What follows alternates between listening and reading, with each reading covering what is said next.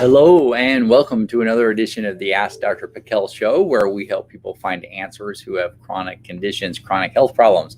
And today we are going to talk about vitamin D. You hear a lot about vitamin D these days, especially with viral issues going on and all kinds of things. So vitamin D, pretty darn important. And I want to get into the details of this because I think it's very interesting stuff here. So what's really important with vitamin D? Number one, we need to know that it is a fat-soluble vitamin. Yes, so vitamin D, not like other vitamins like B vitamins or some of the other supplements that you take, which are what we call water soluble. Fat soluble vitamins break down differently, they absorb differently, they go through our liver differently. So many factors that are different. Sometimes they can store in the system better. Very important. So vitamin D, of course, one of these important fat soluble vitamins. So vitamin D is also called cholecalciferol. And this is not really just a vitamin. Vitamin D is a hormone. It's what we call a prohormone. That means it turns into something else. So very important that you note that it is a hormone. And this is why sometimes if you get too much vitamin D, yeah, it could potentially build up in your system. It's fat soluble. And that could cause what are called your receptors on your cells. If there's too much vitamin D in circulation, just like any hormone, that can cause the receptors to kind of shut down and not accept vitamin D as well as they should. So we'll talk more about that here in a moment. Where do we usually get vitamin D? What's this source? Yes, sunlight's the big one. So what happens is when UVB rays hit your skin, there's actually a form of cholesterol already in our skin. And cholesterol, of course, is a mother hormone. And this cholesterol, when the sunlight hits it, that turns it directly into another hormone, which is more vitamin D-like. And then that hormone has to make its way to your liver, where it is what we call hydroxylated, or it has this enzyme affected that attaches a hydroxyl group to it. And then it goes after that to the kidneys, where it's activated into another form. All right, so where are the vitamin D receptors? And when we say receptors are like little doorways on our cells. This is how vitamin D enters our cells. And pretty important that these receptors are working properly so vitamin D can get from our blood into our cells. And these are usually found in your gastrointestinal tract, which is pretty big. So a lot of places there where vitamin D can get in or should get in. But what if you've got a GI issue? What if you've got a gastrointestinal issues, inflammation? Yeah, may be a problem. Bone has also vitamin D receptors, very important. Bone growth, bone health, osteoporosis, osteopenia, very important there. Breast tissue in men and women has vitamin D receptors. Prostate has vitamin D receptors, and white blood cells. Now, here's an interesting thing as far as white blood cells. When we talk about white blood cells, these are immune system cells. So very important. And it's not only just the white blood cells, especially what are called your lymphocytes. So lymphocytes, I don't know if you can really see that, but these are a type of white blood cell. Now, different jobs, but one of their main jobs is to deal with viruses. So you can see a little connection here. Lymphocytes, viruses, vitamin D helps. Yeah, so take that point to heart as far as vitamin D helping with those types of issues. So what does vitamin D do? It helps protect things also. It not only helps our immune system, which we'll talk more about, but helps with osteoporosis, osteopenia issues. It's actually more important than calcium by far. It actually is one of the things that helps to keep calcium going to the right places. Osteoarthritis is helpful. Diabetes, it helps protect against. So, if you have vitamin D issues, yeah, you may be at a higher risk for diabetes. Also, if you have high blood pressure, vitamin D can be helpful for people who have cardiovascular disease, cancer, depression, autoimmune disease, especially because that's where the immune system is really working the day shift and night shift and just burns through the vitamin D like there's no tomorrow. So very important with all those conditions for protection. And there are other things too. So let's go to even some more important information. A lot of people ask me, they'll say, Dr. Pickel, what's the difference between vitamin D2, vitamin D3? My doctor wants to give me vitamin D2. You're saying take this vitamin D3. What's the difference? So vitamin D2 is called ergocalciferol, and this is a plant form. Not that it's a great form. And usually it can even be turned into a synthetic, which it usually is. And this is when your doctor might say, hey, here's your vitamin D medication. It's a prescription. It's 50,000 international units. You just take it once per week. It's time release. This will get your vitamin D up if it's low. Well, I see a little problem with that because vitamin D, if it's a time release, number one, that means that everybody absorbs it the same. Everybody absorbs this time release exactly the same, can break it down. This would be in consideration that you don't have any gut issues. You have a gallbladder that can release bile properly. All these factors come into play that affect the digestion and absorption of this time release 50,000 international unit. So many times I'll see when people are on that, we'll retest their blood and we look at the one that the other doctor tested and it's like, there was no change, or if there's change, it's very minimal. And they're like, what the heck? I was taking 50,000 units a week. Why didn't it change my vitamin D? Well, those reasons I just talked about are big reasons. And then not saying the D2 you can't take it, but I find that it's maybe not utilized the same. So vitamin D3 is the one you'll usually find at your health food store, supplements that are given. This also is the one that comes from the sunshine. So when the sun hits our skin and eventually transforms into the vitamin D that we use, same kind, this cholecalciferol. This is the kind you'll find in supplements, easily used by the body. And I would say too that many times vitamin D is not absorbed very well in the gut, especially if you have autoimmune conditions, chronic health conditions. So I do prefer a sublingual form that tends to absorb and work a lot better.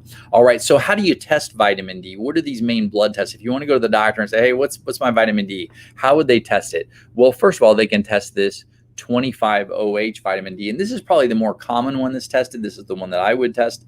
And this is going to tell you, how much vitamin D is floating in your bloodstream. We would call that an inactive form. This is actually after it has exited the liver, where it's transformed into this form that your body can use, but it's inactive. This would really kind of be what's in circulation. Now, there's also another test that you won't see run as often, and that's this 125-OH vitamin D. Now, this is the active form. This is after it basically is turned into this active form after it goes through the kidneys. That gives us some information, but it really doesn't tell us what your levels are as well. But it can be run. If we see that vitamin D shows deficiency and a person's just not responding, or if we feel like there's what we call a genetic issue, which we'll talk about in a minute, then we might look at this also at this 125 form. So some other problems that can occur with vitamin D, I kind of talked about, but how would that vitamin D maybe, or any vitamin D, not really get into our system well? Well, if we have a gut issue, a GI issue, gastrointestinal issue, yeah, we're not going to absorb vitamin D, especially from our foods, very well. And there are many foods that contain vitamin D. And I said that on actually the previous page. We saw it's from meats and fish and eggs, especially egg yolk. And there are some other sources there. So we can get it from our diet. Also age. As we age, our ability to utilize vitamin D lessens. And then our skin type. If you have a darker skin color, yeah, your ability to absorb UVB rays and convert that into vitamin D decreases. Location, if I live in Florida compared to Seattle, yeah, I said city compared to a state, sorry. Miami compared to Seattle. Basically, that's going to affect my vitamin D level because of the amount of sunlight I'm getting. And then bile. So if you've had your gallbladder removed, yeah, your body has to release bile from your gallbladder to break down fats. And this is a fat soluble hormone. So you have to have bile. You also have to have a digestive enzyme called lipase. So very important that your digestive tract is working. And in fact, to release bile, the gallbladder has to contract and release it. And that's actually caused by hydrochloric acid releasing in the stomach. There's triggers. There's an order to this. And so again, if your whole digestive tract is messed up, if you're on PPI drugs because you have reflux and heartburn, yeah, your gallbladder is probably not contracting properly, and you're going to not absorb these fat soluble vitamins very well. Also, if your gut's inflamed, you're definitely not going to absorb these bigger molecules, these fat soluble vitamins very well. Insulin resistance, where I wrote IR, that would be pre-diabetes, diabetes. Even if you're hypoglycemic over time, you develop insulin resistance. And again, this is going to be a problem with vitamin D, metabolic issues, autoimmunity. If you have an autoimmune condition, yeah, you're going to show low a lot on your vitamin D on your blood unless you are taking large amounts, because it's like food for your immune system. A very important factor. And your immune system is, with autoimmunity, is working all the time. So you're burning through that vitamin D quickly. Now, the other one down here, what the heck is that? VDR? Vitamin D receptor polymorphism. This is a genetic issue. This means genetically, the receptors for your vitamin D, these little doorways on your cells that allow it in, don't work as well genetically. So you absorb less, and that of course causes consequences, and then it takes more to get it into your cell. So even if you have a genetic issue, you may need higher doses there. So important to know there, and that can be also tested. All right. So how much vitamin D? What's important in the amounts? So I wrote a couple of things here. Number one, the Institutes for Medicine, these guys with white beards on top of the mountain that give you all the medical guidelines. I'm just joking. But 600 to 800 international units per day. That's their recommendation. The Endocrine Society raises theirs up just a little to 1,000 to 2,000 international units per day. And then the lab range. So if they test your blood, if any doctor tests your blood and looks at your 25-OH vitamin D, which is the standard test for vitamin D, the range is 30 to 100. So where you're at in that range is going to vary a lot, but I'm going to kind of conform this more to people who have chronic health issues, autoimmune conditions. Most people that we see or test, gosh, they're down in the teens, they're down in the 20s, they're in the low 30s. Wow, very low. And they're like, gosh, and I'm taking vitamin D, I'm taking a lot. And so why? What's going on there? And what about this? So here's the thing that we'll see, because let's put it this way. My target range that I like to see, and again, this would be more applicable to people who have chronic health issues, autoimmune issues. I usually like to see people between 70 to 100. We need that up there towards the top, so we have plenty of fuel for your immune system and for a lot of other things too. So we want to get in that target range. Now, if you were to take this recommendation of the Institutes for Medicine, how long do you think it's going to take to get here? It's going to take you forever. It's not, in fact, it's not going to happen. You'll probably barely break 30. Maybe you get to 40 no, I doubt you even get there. Okay, so what if you did this recommendation? Still too low. You're not going to get there. You have to have a higher dose to get to this point. Not only a higher dose, but number one, it's important that you do test your baseline before, and then 4 to 6 weeks later, maybe even less than that, but about 4 to 6 weeks, you should see a rise. You could probably even see it sooner, but you'll see, okay, am I up there? Do I need to lower my dose down? Do I need to start with a certain dose? I mean, there's many people who will start at 10,000 IUs, 10,000 units, international units of vitamin D per day, just to get their level up to within this range. And then you can retest, hey, where am I at now? And then you say, do I need to back it down? What's my dose now? Eventually, as time goes by and we check it again, do I need less? Do I need more? Do I need more in the summer or the winter? Usually fall, winter, summer, or sunshine decreases, so we need more vitamin D. So again, pretty important to kind of monitor this, mainly if you have chronic health issues, autoimmune conditions. If you're a pretty healthy person, and that's what really is health.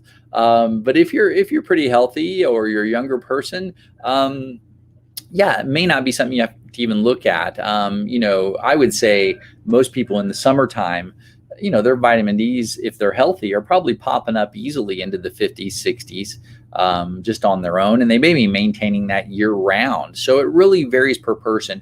You can't treat the lab. It's not about the lab. It's about you. Treat the person, not their diagnosis. Very important. So this can be so variable per person, and to look at is so important with vitamin D. So, vitamin D, change this here. Something that does need to be looked at with chronic health issues, chronic health conditions. And I feel like it's under looked at, and it has so many consequences. Also, just to note, remember, vitamin D, when it comes into our system, whether we take it or it gets the sunshine, it has to go through certain organs. And I talked about the liver, the kidneys. If you have issues with those, you're already having problems. If you have chronic immune issues, if you're immunocompromised, this is a very important issue for you. If you have this genetic issue, very important. So when we look at your vitamin D, we've got to determine what's affecting it the most. Not just, am I low in vitamin D, take some. No. What are all the potential factors that are wrong with you that could be compromising your ability to utilize vitamin D properly or absorb it properly? And find those out, get them under control, and then have a vitamin D that's looking really good and actually helping you get better. All right. Well, I hope everybody enjoyed today and all this information regarding vitamin D. And God bless, and I'll talk to you soon.